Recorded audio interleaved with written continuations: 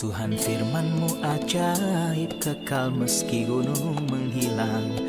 Tiada huruf yang gagal, tak terpatahkan siasat. Hidup seperti-Mu ya Allah, lebih dari emas. Aku bersaksi kitab-Mu, kitab yang suci. Mendengarkan firman-Mu, hibur hati yang luka.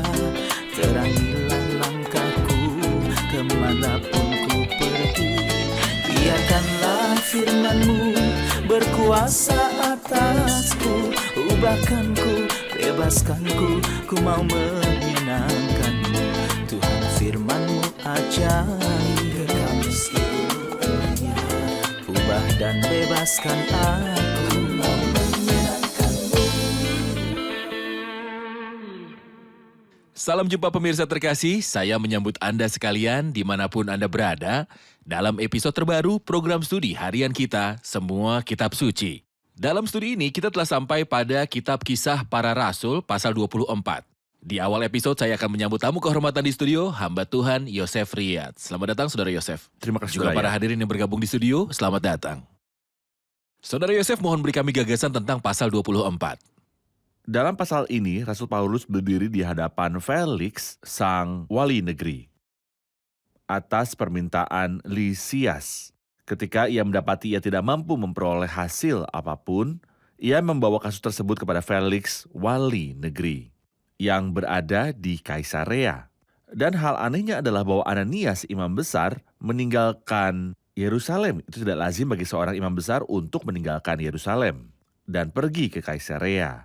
Ini adalah karena permusuhan dan kekejaman yang ada di hati Ananias terhadap Rasul Paulus. Bukan terhadap dia secara pribadi, melainkan sebagai seorang hamba dan saksi Kristus. Pasal ini dimulai dengan perkataan menyanjung dan diakhiri dengan ketamakan. Sanjungan dari orang-orang yang mengadu dan ketamakan dari yang menerima keluhan. Felix itu seorang yang tamak. Tertulus dan Ananias, para pengadu, suka dalam menyanjung. Dan satu-satunya yang hidup dalam hati nurani yang baik adalah Rasul Paulus yang didakwa. Salah satunya yang sebagaimana ia katakan di hadapan imam besar, aku senantiasa berusaha untuk hidup dengan hati nurani yang murni di hadapan Allah. Seperti yang ia katakan dalam pasal ini di ayat 16, jadi aku senantiasa menanggung derita untuk hidup dengan hati nurani yang murni di hadapan Allah. Saudara Yosef, saya akan membaca ayat 1-12, kemudian kita akan memulai studi kita. Silakan.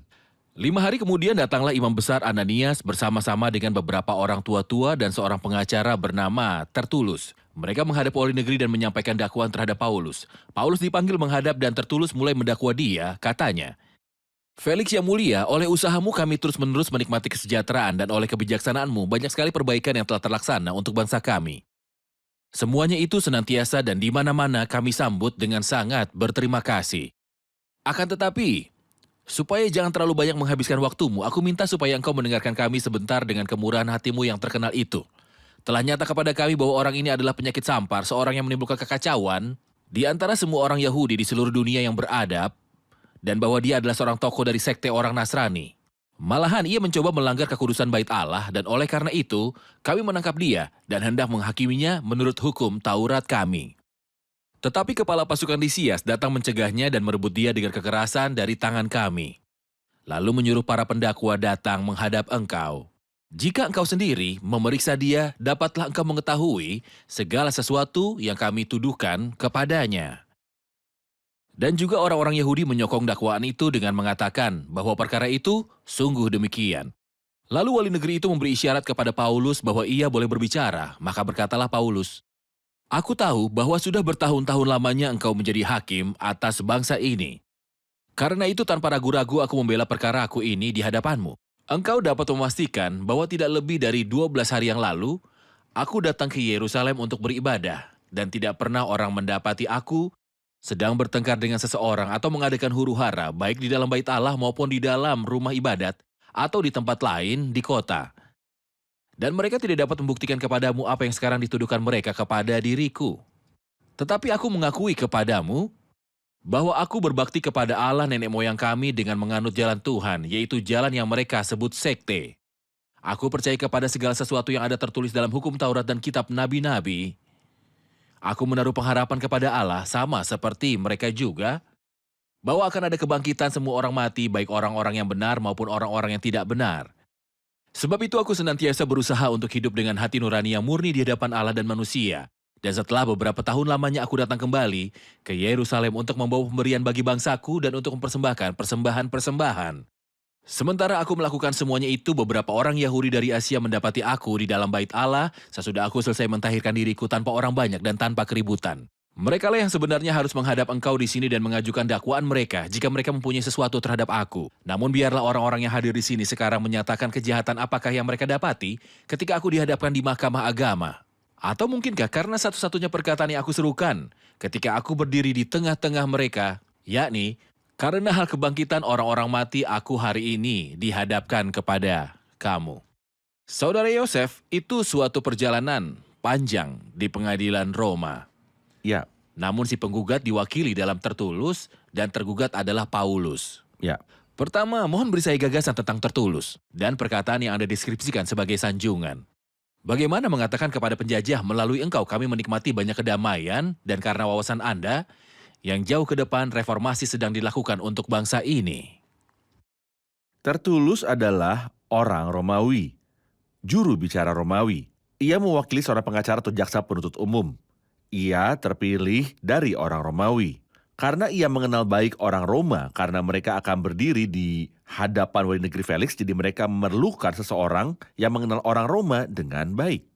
Mereka tidak membawa seorang Yahudi, melainkan seorang Romawi, Tertulus. Orang ini suka merayu seperti yang Anda katakan karena ia berkata, Felix yang mulia, semuanya itu kami sambut dengan sangat berterima kasih. Senantiasa, apa maksudnya? Apakah dia Allah? Senantiasa dan di mana-mana, kebaikannya mencakup segala cara, senantiasa dan di mana-mana. Jelas bahwa ia sedang menyanjung si penguasa, perkataan buruk dari orang jahat. Hal ini justru kebalikan dengan perkataan Paulus. Perkataannya itu ringkas, persis, dan tepat sasaran secara singkat. Dakwaan yang ia buat terhadap Paulus itu berlapis 4. Jadi jika dakwaan pertama tidak berhasil, maka dicoba yang kedua. Jika pertama dan kedua tidak berhasil, dicoba yang ketiga. Sama seperti ketika mendakwa Kristus dalam Lukas 23, mereka melontarkan 4 dakwaan dengan berpikir bahwa mungkin salah satunya akan berhasil. Apa saja dakwaannya? Yang pertama bersifat moral. Telah nyata kepada kami bahwa orang ini adalah penyakit sampar. Dakwaan yang kedua bersifat sipil. Seseorang yang menimbulkan kacauan. Yang ketiga bersifat politikal. Ia adalah seorang tokoh dari sekte orang Nasrani yang mendirikan sebuah partai tanpa hukum yang memungkinkan atau melawan hukum Roma. Akhirnya tuduhan religius, malahan ia mencoba melanggar kekudusan bait Allah. Karena itu mereka mendakwanya dengan 4 dakwaan. Tentunya jelas bahwa tidak satu pun dari semua itu benar. Namun ini permusuhan. Sejak kejadian pasal 3 antara keturunan si perempuan dan si ular. Bisa diperhatikan bahwa sekalipun orang Romawi adalah penjajah, karena mereka berada di bawah perbudakan, diinjak-injak di bawah kaki orang Romawi, mereka berkata, melalui engkau kami menikmati banyak kedamaian. Karena wawasan Anda, reformasi dijalankan di bangsa ini. Bagaimana mengatakan ini pada penjajah? Tidak ada kecuali untuk menyanjung penguasa itu, karena ia akan mengadili kasus itu. Mereka ingin berada di pihak mereka, jadi mereka mengatakan apa saja. Saya pikir ini dipahami oleh kedua pihak, namun inilah dunia tempat kita hidup, semuanya berdusta dan berpura-pura. Orang terkadang mempercayai diri mereka sendiri dan percaya kebohongan yang mereka ciptakan. Jadi sementara si juru bicara atau si pendakwa sedang mengatakan ini, tercantum persetujuan dari orang Yahudi dalam ayat 9. Dan juga orang-orang Yahudi menyokong dakwaan itu dengan mengatakan bahwa perkara itu sungguh demikian. Semua opini publik mengatakan Paulus memang bersalah. Saya ingin tahu bagaimana opini publik dibentuk terhadap para pengikut Kristus. Sudah cukup untuk memiliki kunci-kunci atas opini publik. Jika Anda mempunyai seseorang yang jahatnya seperti imam besar Ananias, apa yang Anda harapkan dari kelompoknya? Semua akan setuju. Dan ketika semua pemuka agama setuju, apa yang bisa diharapkan dari orang buta? Orang buta memimpin orang buta, apa yang bisa diharapkan? Semua akan setuju. Jadi, kesaksian kecerdasan setanlah yang memiliki kunci-kunci atas opini publik. Saat ia mempunyai kunci-kunci untuk opini publik, ia dapat mempengaruhi pemikiran-pemikiran manusia seperti yang diinginkan. Benar. Kita akan rehat sejenak dan kembali untuk menjawab pertanyaan hadirin di studio. Pemirsa terkasih, jangan kemana-mana, kami akan kembali setelah rehat. Kuasa atasku, ubahkanku, bebaskanku, ku mau menyenangkanmu. Tuhan firman-Mu ajaib, kekal meskipun ubah dan bebaskan aku, mau menyenangkanmu. Kami kembali pemirsa terkasih untuk menjawab pertanyaan dari hadirin di studio. Ada pertanyaan? Saya mempunyai sebuah pertanyaan di ayat 14, Anda mengacu pada jalan. Kami ingin memahami arti dari jalan itu. Mengapa kita mengacu kepada kekristenan sebagai jalan? Ketika ia berkata bahwa menganut jalan Tuhan, yaitu jalan yang mereka sebut dengan sekte. Mengapa disebut sebagai jalan? Pernyataan kata Kristen belum banyak dikenal. Kita mulai menemukan di pasal 11 bahwa murid-murid pertama kali disebut orang Kristen di Antioquia. Jadi saat ini belum dikenal dengan nama kekristenan, tapi lebih dikenal sebagai jalan. Semoga hanya jalan dan itu tidaklah buruk. Karena sesungguhnya itu memberitahu tentang satu-satunya jalan yang menuntun kepada Allah. Satu-satunya jalan menuju ke surga. Jika Anda ingin, jalannya adalah kekristenan. Namun sedihnya mereka tidak menyebutnya jalan. Melainkan dalam ayat 14 kita membaca menganut jalan Tuhan, yaitu jalan yang mereka sebut sebagai sekte. Itu nama yang buruk. Itu bukanlah sebuah nama yang baik. Beberapa orang menganggapnya sebagai sebuah bagian dari penghinaan terhadap Kristus. Bahwa kita mengikuti sebuah jalan yang mereka sebut sebuah sekte. Itu ditolak. Kita tidak berada dalam sebuah agama yang dihormati seperti halnya Yudaisme. Itulah yang dunia katakan tidak berada dalam salah satu agama besar, melainkan sebuah sekte, sebuah golongan yang tidak mengikuti adat apapun yang Anda namakan. Ini adalah bagian dari penghinaan Kristus. Rasul Paulus siap untuk memikul penghinaan ini secara lengkap. Ia berkata yang kuhendaki ialah mengenal dia dan kuasa kebangkitannya dan persekutuan dalam penderitaannya di mana aku menjadi serupa dengan dia dalam kematiannya. Jadi bersekutu dalam penderitaan sebagian dari penderitaan adalah seperti Kristus ditolak. Begitulah para pengikut Kristus, mereka memikul salib dan tidak malu dengan manusia. Yang mereka kehendaki hanyalah namaku yang ditolak. Saudara Yosef, dalam ayat 15, aku menaruh pengharapan kepada Allah sama seperti mereka juga bahwa akan ada kebangkitan semua orang mati, baik orang-orang yang benar maupun orang-orang yang tidak benar. Ayat 16, sebab itu aku senantiasa berusaha untuk hidup dengan hati nurani yang murni di hadapan Allah dan di hadapan manusia. Mohon jelaskan kedua ayat ini. Saya juga ingin menambahkan ayat ketiga untuk menunjukkan perbedaan antara Paulus dan Felix. Baik Paulus maupun Felix memiliki pengetahuan. Paulus memiliki pengharapan dan sayangnya Felix memiliki pengharapan sebagaimana akan kita lihat. Dan Paulus berusaha dengan hati nuraninya. Felix juga berusaha dengan hati nuraninya jika saya memandang pada ketiga keadaan ini. Ayat 15, aku menaruh pengharapan kepada Allah. Sama seperti mereka juga bahwa akan ada kebangkitan semua orang mati, baik orang-orang yang benar maupun orang-orang yang tidak benar. Adakah suatu kebangkitan? Jawabannya iya.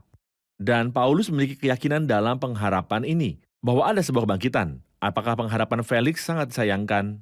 Kita membaca di akhir pasal ini, ia berharap Paulus akan memberikan uang suap kepadanya.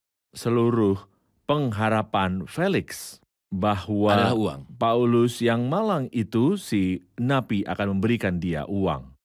Sungguh sebuah paradoks antara Paulus yang punya pengharapan dalam kebangkitan dan Felix yang tidak mempunyai pengharapan kecuali ingin memperoleh uang dari seorang narapidana yang dituduh.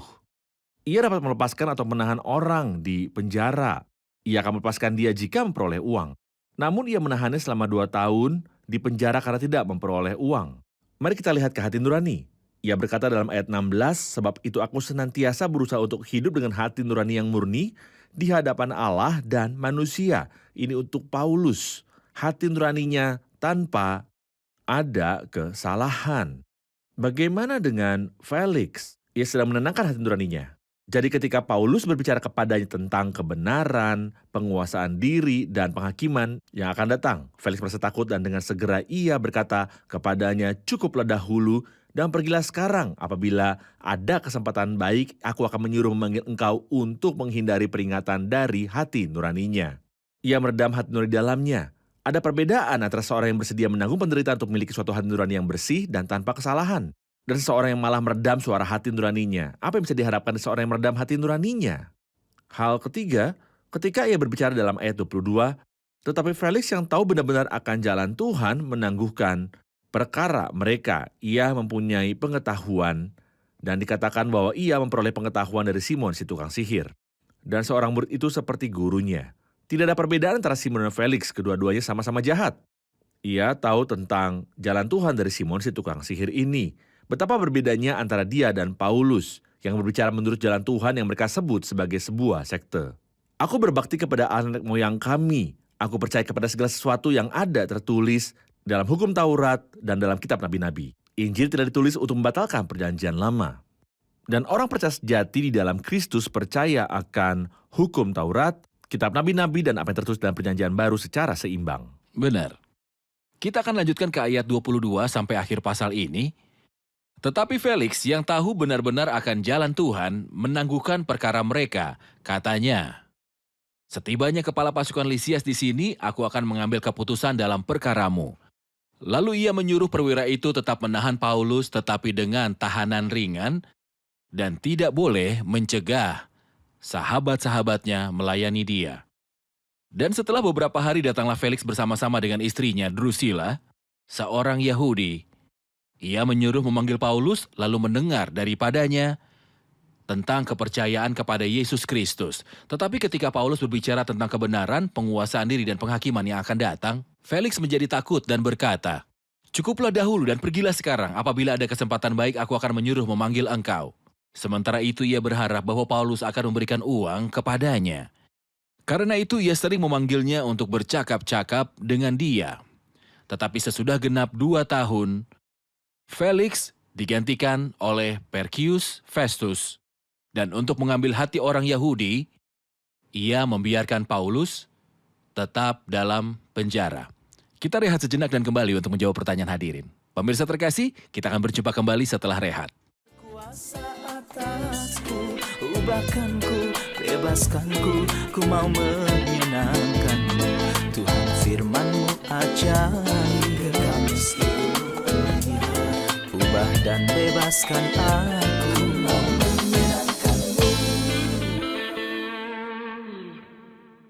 Kami kembali pemirsa terkasih untuk menjawab pertanyaan hadirin di studio. Silakan. Pertanyaannya adalah tentang sikap aneh Felix. Ia yakin akan ketidakbersalahan dari Paulus, namun ia tidak melepaskannya. Malah sebaliknya ia memberi sebuah perintah untuk menahan dia, tetapi tidak mencegah kunjungan. Juga aneh sikapnya terhadap iman Kristiani. Ia dengan jelas tergerak oleh perkataan-perkataan dari Paulus. Meskipun demikian, ia tidak mengambil langkah positif. Ia sedang berdiri di hadapan Paulus, seorang yang sangat-sangat meyakinkan. Bagaimana ia dapat berdiri di hadapan Paulus tanpa mengambil keputusan positif dalam hidupnya? Mohon beritahu lebih banyak tentang karakter wali negeri ini. Karakter wali negeri ini sangat mirip dengan banyak orang di dunia sekitar kita. Ia adalah seorang oportunis dan orang yang ragu dalam keputusan-keputusan yang paling penting. Sebagai seorang oportunis, saya pikir itu jelas terlihat. Kita membacanya dalam ayat 26. Ia berharap bahwa Paulus akan memberikan uang kepadanya. Beberapa orang mengaitkan ini dengan perkataan pembelaan dari Paulus bahwa ia telah datang membawa persembahan-persembahan. Tetapi ketika ia melihat bahwa Paulus tidak akan memberikan uangnya karena tidaklah benar, bahwa seorang percaya memberikan uang suap untuk memperoleh haknya, Alkitab memberitahu kita bahwa ia mengambil keuntungan dari Paulus dalam cara yang lain. Ia ingin membantu orang Yahudi. Jadi ia mengambil manfaat darinya dengan cara lain untuk menyenangkan orang Yahudi. Sehingga mereka akan ingat bahwa ia tidak melepaskan Paulus. Aku siap melepaskan dia jika ia memberiku uang. Kalau tidak, aku akan memenangkan perkenanan orang Yahudi. Di manakah keadilan? Dan di manakah keadilan? Keadilan hilang. Saya suka kitab Allah karena kitab itu membukakan dan menyingkapkan. Apa yang terjadi di sini kita melihatnya sehari-hari dalam dunia. Namun karena orang tahu bagaimana menyembunyikannya, jadi hal itu tidak terlihat. Bahkan jika Anda mengeluh tentang dia, ia menunjukkan dirinya tidak bersalah karena tidak ada bukti. Namun Allah mengenal hati, ia mempunyai kunci untuk kota hitam. Ia tahu persis apa yang ia inginkan. Hal lainnya, ia bukan hanya seorang oportunis, tapi ia juga orang yang ragu-ragu. Ia ragu-ragu untuk melepaskan Paulus. Selama 2 tahun ia memanggil Paulus. Ketika tidak ada yang berubah, ia meninggalkan Paulus di penjara. Keputusan yang terpenting yang Felix tunda adalah keselamatannya sendiri. Felix merasa ketakutan. Ia seharusnya telah bertindak dengan segera, tetapi sayangnya saat Felix merasa takut, ia ingin membiarkan Paulus pergi sampai hati nuraninya mengeras. Kita berharap itu hanya derdam saja, tetapi kali pertama hati nurani merasakan takut, kali kedua ketika mendengarkan perkataan yang sama, sekalipun ia seringkali memanggil Paulus dan mendengar ia berbicara, kita tidak membaca bahwa ia merasa takut. Hati dan nuraninya telah mengeras. Saudara Yosef, ketika ia berbicara tentang penguasaan diri, kebenaran, dan penghakiman, apakah ada kaitan di antara semuanya itu? Kebenaran adalah yang Allah minta dari manusia. Kebenaran meninggikan derajat bangsa. Felix jauh dari kebenaran. Tetapi ia juga memberitahu dia tentang penguasaan diri, perilaku kebenaran secara praktiknya. Untuk mengendalikan keinginanmu. Tentu ketika Alkitab memberitahu kita bahwa ia datang bersama istrinya Drusilla, dan kita tahu seperti sudah kami katakan sebelumnya bahwa Drusilla adalah istri ketiganya. Ia sudah menikah, dan karena perbuatan sihir Simon, Drusilla meninggalkan suaminya untuk menikahi Felix, seorang yang jahat bersatu dengan seorang perempuan yang jahat. Jadi ia berbicara tentang penguasaan diri, baik Felix dan Drusilla jauh dari sikap menguasai diri. Tetapi juga setelah berbicara tentang kebenaran dan penguasaan diri, ia berbicara tentang penghakiman yang akan datang. Karena Paulus bukanlah salah satu dari mereka yang berbicara dengan fasih. Ia berbicara dengan kebenaran yang jelas. Allah menghendaki kebenaran serta penguasaan diri. Kalau tidak, ada sebuah penghakiman yang akan datang. Felix tidak merasa takut akan kebenaran dan penguasaan diri, melainkan merasa takut ketika ia mendengar tentang penghakiman yang akan datang. Namun ia menunda untuk mengambil keputusan dan mengeraskan hatinya. Ayat terakhir berkata, Felix meninggalkan Paulus di dalam penjara. Jelas Paulus berada di penjara dan Felix adalah wali negeri yang bebas. Siapakah sebenarnya yang dipenjara dan yang bebas? Adalah mungkin untuk memahami ayat ini dalam 2 cara. Tentu mungkin arti langsungnya adalah bahwa Paulus yang ditinggalkan di penjara. Tetapi arti tersembunyinya adalah bahwa ia meninggalkan Paulus sementara ia sendiri terikat oleh belenggu yang lebih kuat dan lebih berat daripada yang membelenggu Paulus. Ya, Paulus terbelenggu dalam sebuah sel atau dalam sebuah penjara. Baik, tetapi wali negeri yang bebas ini berada di dalam penjara yang lebih kuat daripada penjara Paulus, yaitu belenggu dan perbudakan dari dosa. Dan Kristus berkata bahwa setiap orang yang berbuat dosa adalah hamba dosa.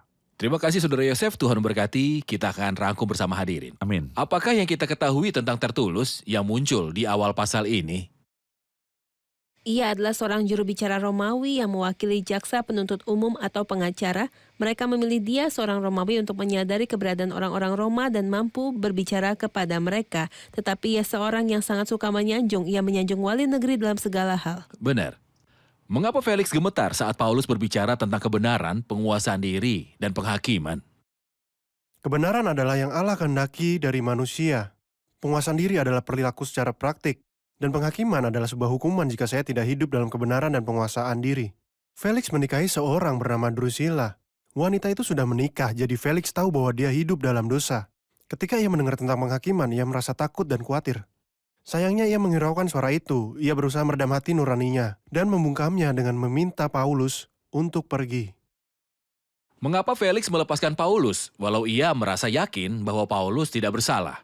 Atau ia membuat keputusan keselamatannya sendiri setelah mendengar perkataan Paulus? Felix adalah mantan budak, dibebaskan dari perbudakan secara fisik, tetapi tidak secara moral. Ia terus menjadi seorang wali negeri yang jahat. Dengan etika seorang budak, ia ingin mengambil keuntungan dari Paulus. Pada awalnya, ia berkata, "Beri aku uang untuk memerdekakanmu." Ia ingin diberi suap. Tapi ketika ia tidak memperolehnya dari Paulus, ia ingin menyenangkan hati orang Yahudi sehingga ia meninggalkan Paulus di penjaranya. Ia orang yang ragu-ragu. Ia ragu-ragu untuk melepaskan Paulus selama 2 tahun. Dan ia ragu-ragu dalam keputusan hidup yang paling penting untuk percaya kepada Kristus. Ia tidak hanya membiarkan hati nuraninya terdiam, tapi juga mengeras. Baik, terima kasih, Tuhan memberkati. Terima kasih Saudara Yosef, Tuhan memberkati. Tuhan memberkati. Kita akan lanjutkan di episode mendatang. Pemirsa terkasih, wali negeri Felix adalah seorang wali negeri untuk menghakimi seorang terdakwa. Alkitab berkata, ketika Paulus berbicara tentang kebenaran, penguasaan diri, dan penghakiman yang akan datang, Felix menjadi terganggu, gelisah. Kemanakah kecuali kepada Tuhan untuk memberitahu dia, "Aku memerlukanmu, aku memerlukan keselamatanmu." Rupanya aku merdeka, tetapi di batinku aku merasa terbelenggu. Ketidakmurnian mengikatku, perbudakan mengikatku, cinta akan uang mengikatku, dan cinta akan kekuasaan mengikatku. Tuhan, tolong merdekakanlah aku, lepaskanlah aku. Saya meyakinkan Anda bahwa jika Anda datang kepada Kristus dengan cara ini, Ia akan memerdekakanmu. Pemirsa terkasih, sampai jumpa di episode selanjutnya. Tuhan menyertai.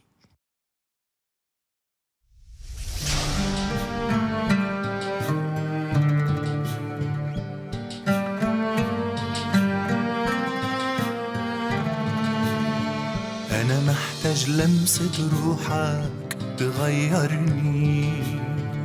أنا محتاج يسوع دمك يطهرني. أنا محتاج لمسة روحك تغيرني. أنا محتاج يسوع دمك يطهرني.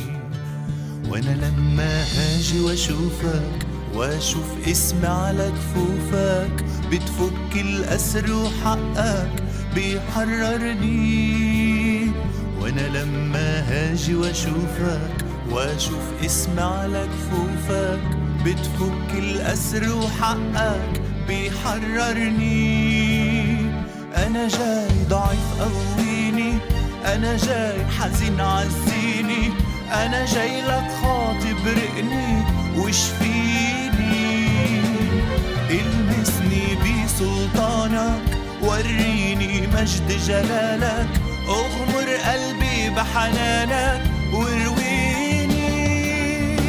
انا جاي ضعيف قويني، انا جاي حزين عزيني، انا جاي لك خاطي برقني وشفيني. المسني بسلطانك، وريني مجد جلالك، اغمر قلبي بحنانك وارويني. لمسة من هد ثوبك بتشفيني، كلمة من فم جلالك بتحييني. لمسة من هد بثوبك بتشفيني، كلمة من فم جلالك بتحييني. وانا لما هاجي واشوف اسمي على كفوفك، بتفك الأسر وحقك بيحررني.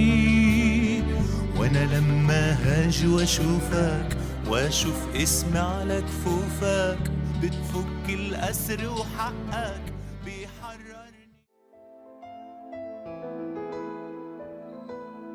Tuhan, firman-Mu ajaib, kekal meski gunung menghilang.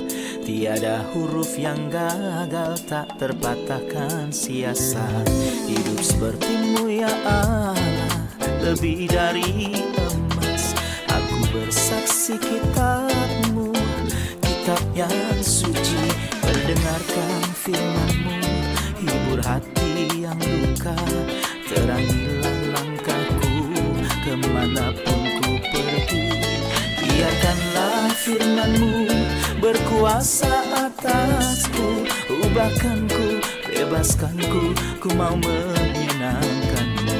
Tuhan, firman-Mu ajaib, ubah dan bebaskan aku.